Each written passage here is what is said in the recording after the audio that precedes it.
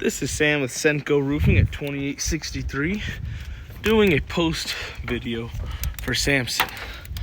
All right, Samson, now if you remember, last time we didn't even have gutters. This ladder was sitting directly against the roof. Now as we come up here, first thing you notice are gonna be those brand new shiny pipe boots there.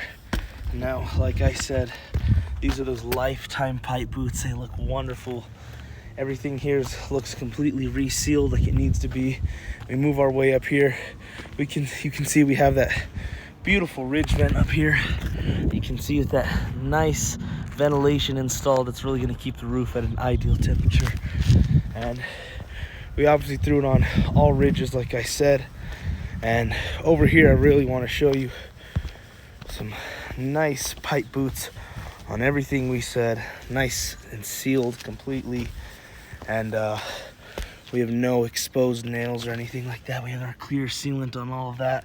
Now, this looks wonderful. This is going to keep your roof ideal for years and years to come. And we look forward to being your roofer for life.